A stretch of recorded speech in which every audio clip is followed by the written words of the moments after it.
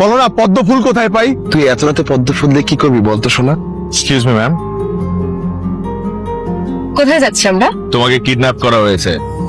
3, 2, 1। আমি তোমাকে পড়াবো না।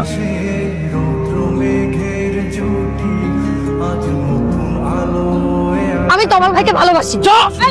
অনেক কিছু বদলে গেছে তমাল ভাই। তমাল ভাই, আমার বাবার করা শাস্তি আমাকে দিবেন না। আপনার সাথে আমার কোনো সম্পর্ক নেই। আমার ভালোবাসার মানুষকে একটা একটা করে 9টা চুরি দিব, সেদিন পূর্ণতা পাবে আমি তোমাকে ভালোবাসি।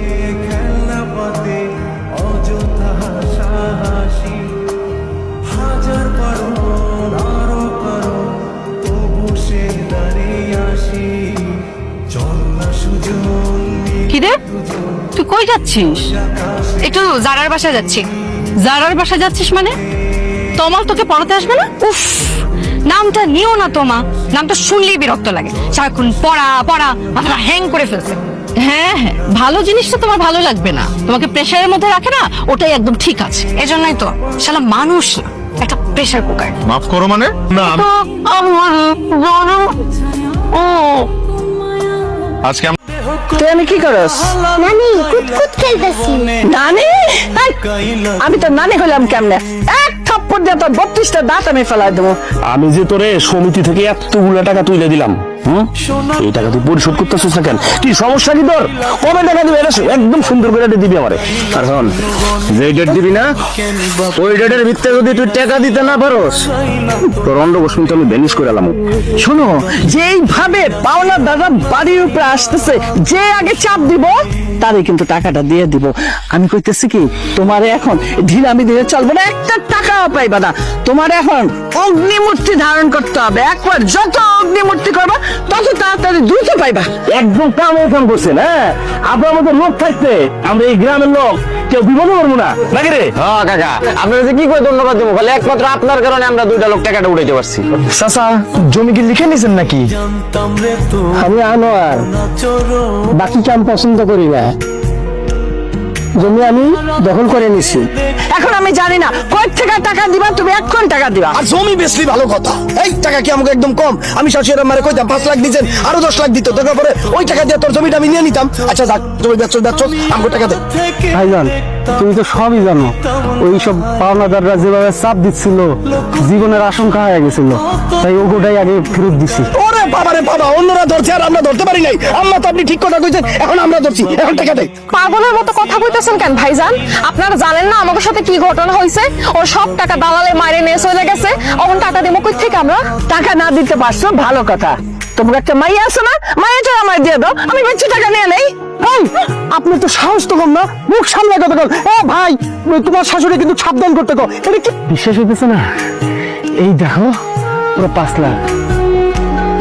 এতগুলো টাকা তুমি এত অল্প সময় কেমনে ব্যবস্থা করলা? ওইগুলা পরে শোনো, এইসব ড্রিম পান সব শোধ হয়ে যাবে। কেউ আমাকে আর চাপ দিতে পারবো না, আমাকে আর ওই তাবুর মধ্যে থাকতে হবো না। দেখো, আমরাও ভালো জায়গায় থাকবো। আমি কি তোমার কাছে কোনোদিন কিছু চাইছি? আমার খালি তুমি থাকলে। এই নষ্টামের জন্য এত কষ্ট করে তোদের মানুষ করার চেষ্টা করছি আমি। আমি তোমার ভাইকে ভালোবাসি। ওই সিদ্দিকের পরিবারের সাথে আমার পরিবারের কোনো রকম সম্পর্ক হতে পারবে না।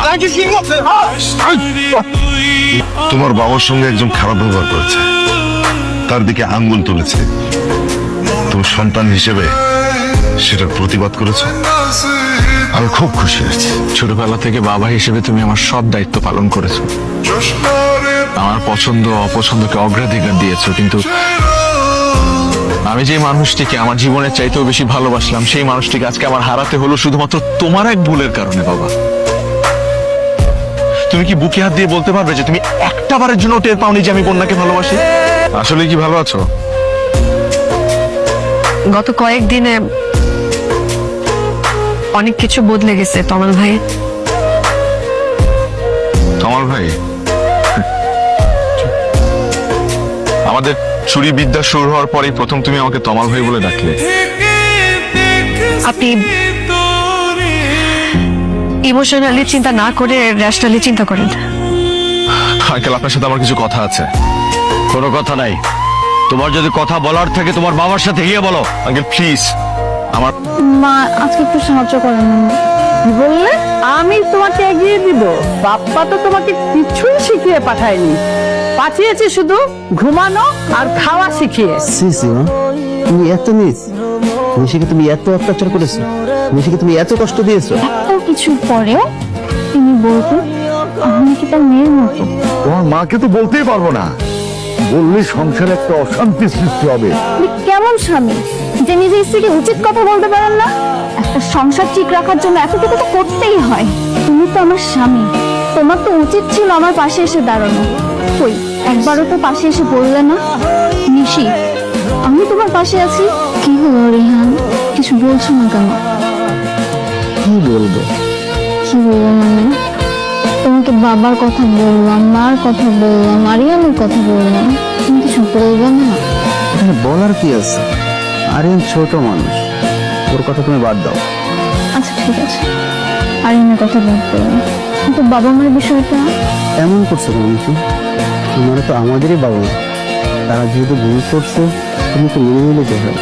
আমি তো মেনে নিয়েছি রেহান, আমি তো বলছি না তুমি কে বাবা মার সাথে ঝগড়া করো, আমি শুধু বলছি তারা আমার সাথে এমন কেন করে।